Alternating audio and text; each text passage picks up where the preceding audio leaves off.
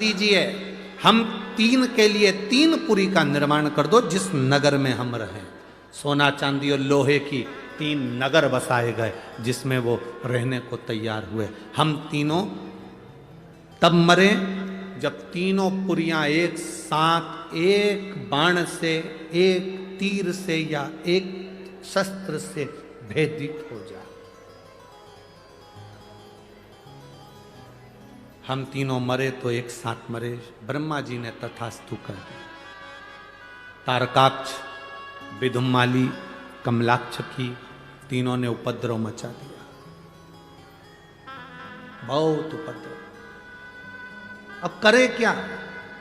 सारे देवता एकत्रित होकर भगवान शिव जी के पास में गए। बाबा बाबा बाबा ने कहा क्या बात है, इन तीनों को मारना है।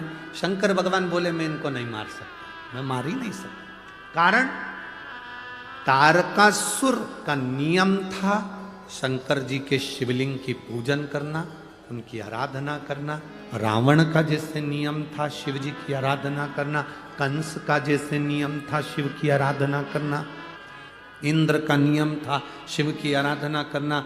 जितने देवता 33 कोटि शंकर की आराधना करते हैं, जितने असुर राक्षस संसार के शिव की आराधना करते हैं, उसी तरह तारकासुर के तीन बेटे तारकाक्ष, विदुम्माली, कमलाक्ष की ये तीनों अपनी अपनी नगरी में, सोने की नगरी में, चांदी की नगरी में, लोहे की नगरी में, अपने अपनी पुरी में, अपने अपने नगर में, अपने अपने शहर में शंकर की आराधना करते, पाप ही नहीं करते।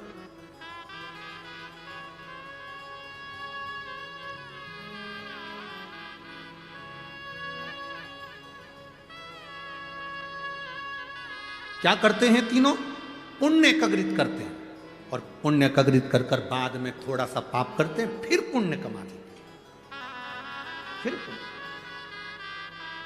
बड़े घबरा से गए। देवताओं ने कहा करें क्या? शंकर भगवान ने कहा जब तक इनके पाप की गठरिया नहीं भराएगी तब तक ये मरने वाले नहीं है।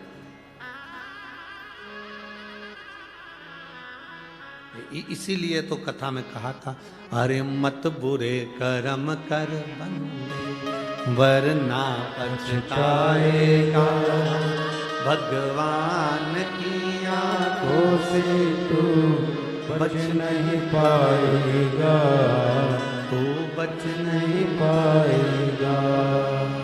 अरे ओ अज्ञानी मत कर नादानी, अरे ओ अज्ञानी मत कर नादानी। तेरे कर्म का फल भी तू ही पाएगा, जैसा किया तूने तेरे आगे आएगा। मत बुरे कर्म कर बंदे वरना पछताएगा, भगवान की आंखों से तू बच नहीं पाएगा, तू बच नहीं पाएगा। अपने कर्म करते चलो। इन तीनों ने बेकार कर्म करा ही नहीं तो मारूं क्यों? कई लोग कहते हैं शंकर भगवान गुस्सा बहुत करते हैं। शिव जी गुस्सा करते हैं। कई लोग कहते हैं भगवान शंकर क्रोध बहुत करते हैं, रुद्र हैं।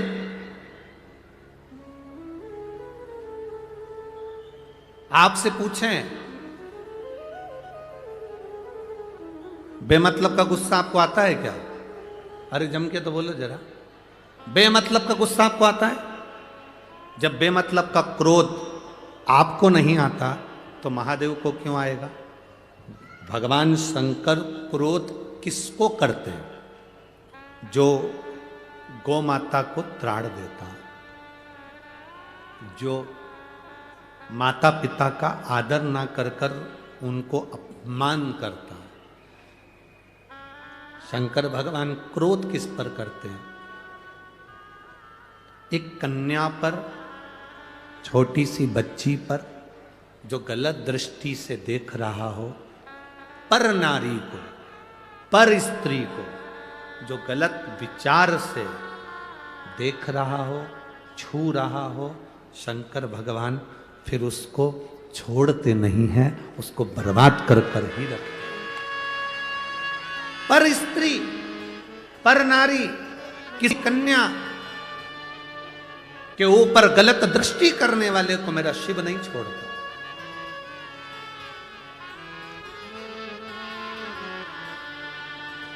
बहुत ध्यान रखिएगा इस बात के लिए। आप अपना स्वभाव, अपनी दृष्टि, लोग कहते हैं शिव क्रोध करते हैं, हम कहते हैं शंकर ऐसे क्रोध नहीं करते। शंकर भगवान का एक नाम है आशुतोष। क्या नाम है? आशुतोष। आशुतोष का मतलब क्या होता है?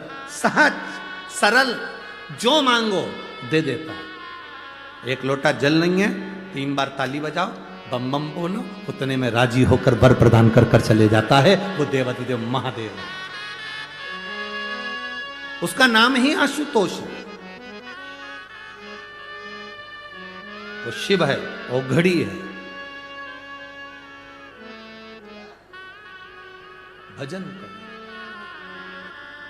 अब ब्रह्मा जी ने एक सीख इंद्र को दे दी। इंद्र से कहा, इंद्र तारकासुर के इन 3 बेटों को अगर तुझे मरवाना है, और ये थोड़े समय पाप करते हैं पर पुण्य कर कर सब धो देते हैं, तो अगर इनको मरवाना है तो तू इनसे पाप करवा। अब इसने पाप करवाना क्या प्रारंभ करा कि जहां शंकर जी के प्रति इनके अंदर पाप की उत्पत्ति करा दे। पाप की उत्पत्ति कैसे? तो शिव महापुराण की कथा कहती है, आप अगर शंकर के मंदिर नहीं जा सकते कोई बात नहीं, नहीं जा रहे कोई बात नहीं, शंकर को एक लोटा जल नहीं चढ़ा रहे कोई बात नहीं, शंकर की कथा नहीं सुन रहे कोई बात नहीं, पर शिव महापुराण की कथा कहती है कि कभी भी अपने मुख से शिव की निंदा करना बंद कर दो। बस इतना भी कर लिया तो तुम्हारी जिंदगी सार्थक हो। शिव महापुराण की निंदा ना करें, शंकर की निंदा ना करें, शिव भक्त की निंदा ना करें। शंकर का कोई अविरल भक्त हो उसके लिए कभी अपशब्द ना कहें।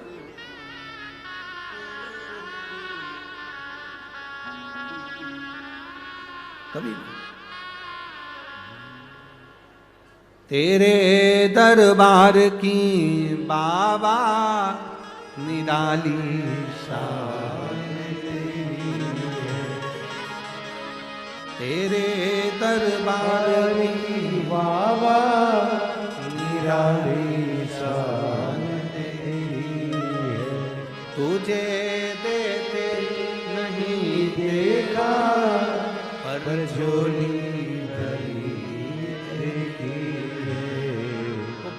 सोचे समझे दुनिया को दे देता है और लोग उसकी निंदा में लग जाएं। शिव भोला है, भोले की कभी निंदा ना करे। अपने घर में कोई व्यक्ति सीधा सरल होता है, बहुत सहज होता है, उसकी निंदा ना करे, उसके लिए अपशब्द ना, उसके लिए कभी आड़ा टेढ़ा ना करे, कभी ना, सहज रही निंदा। तारकासुर के 3 बेटों ने जो निंदा करना प्रारंभ करा, तारकासुर के 3 पुत्रों ने जैसे ही भगवान शिव की इंद्र के कहे अनुसार निंदा करना प्रारंभ करा, जो निंदा कर, बस शंकर भगवान की निंदा करी, पाप का घड़ा बढ़ते गया, बढ़ते गया, बढ़ते गया। समय आया भगवान शंकर तीनों को मारना चाहते थे, पर ब्रह्मा जी ने कहा जब तक इन तीनों की पूरी, सोने की पूरी, चांदी की पूरी, लोहे की पूरी, ये 3 पुरियां जो बनी हुई हैं, ये 3 पुरी अगर एक बाण से छेदित कर दी जाए, एक शस्त्र से छेदित कर दी जाए और ये 3 पुरियां एक साथ भस्म हो जाए, तब जाकर ये तारकासुर के 3 पुत्र मरे, तब जाकर।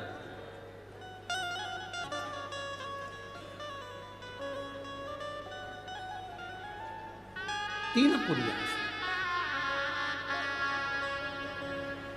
तब समाप्त। अब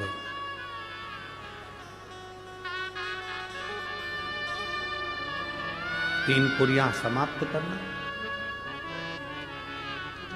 कैसे समाप्त हो?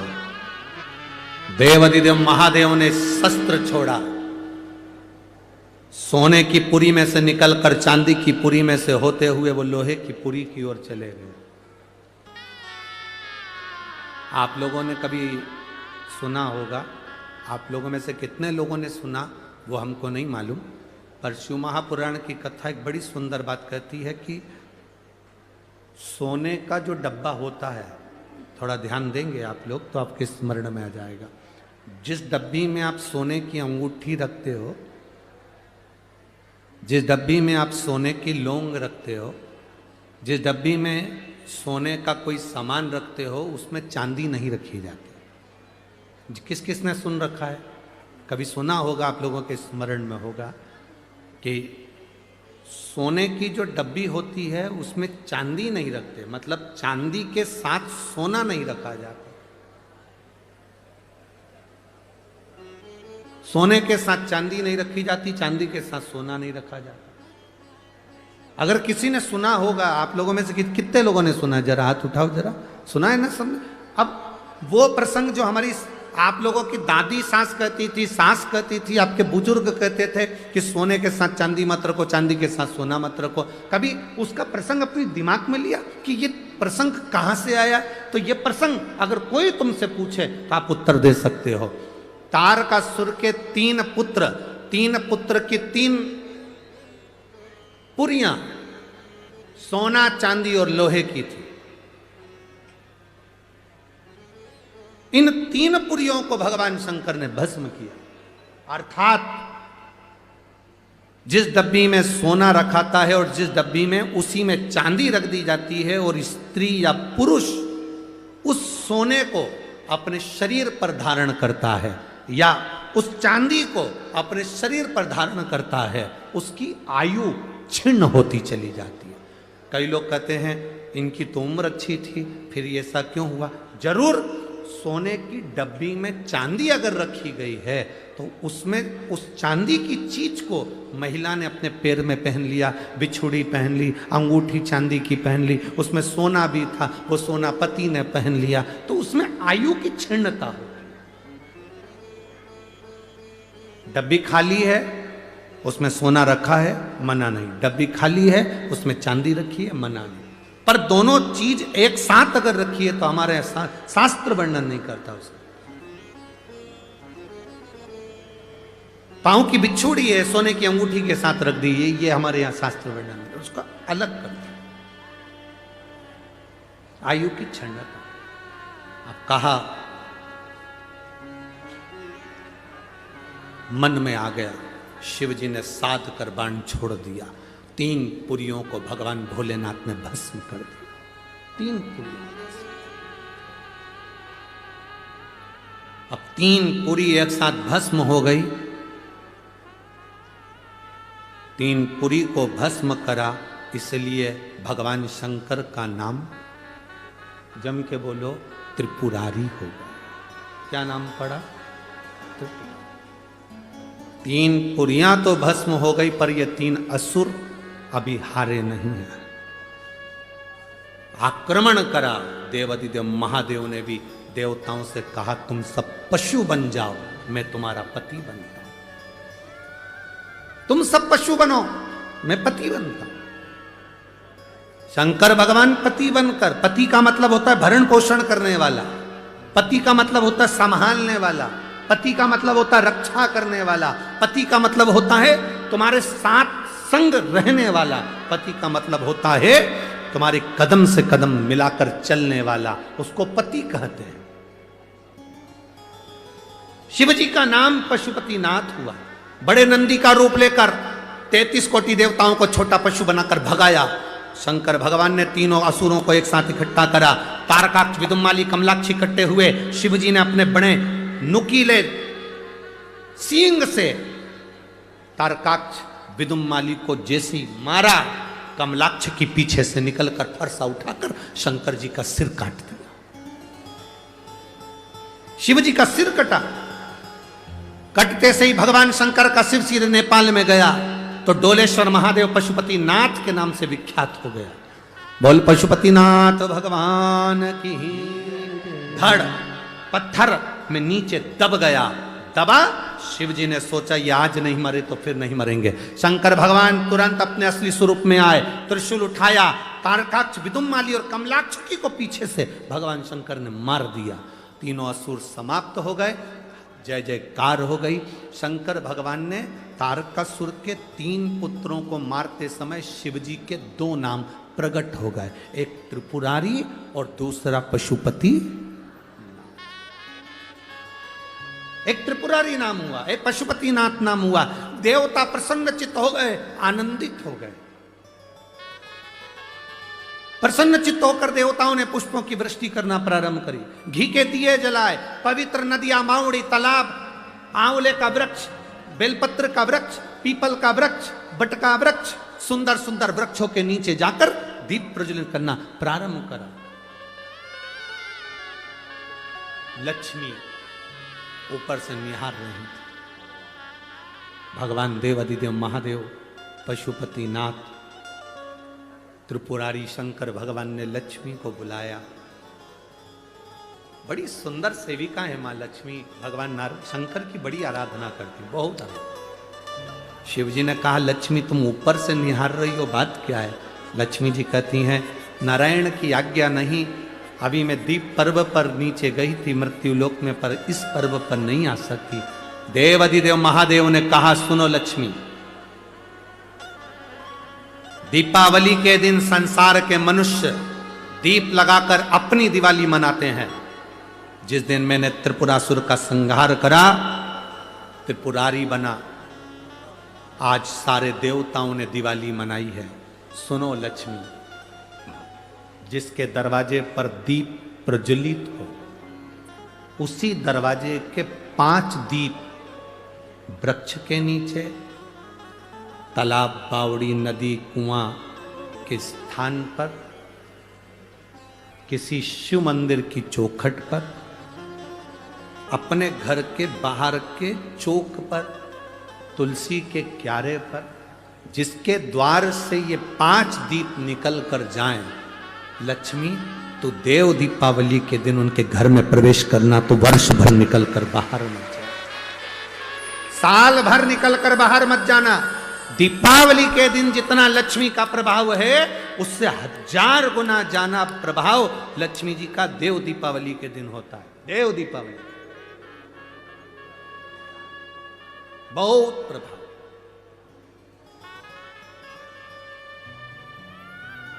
जितना आप कर सकते हो देव दीपावली के दिन प्रयास करो।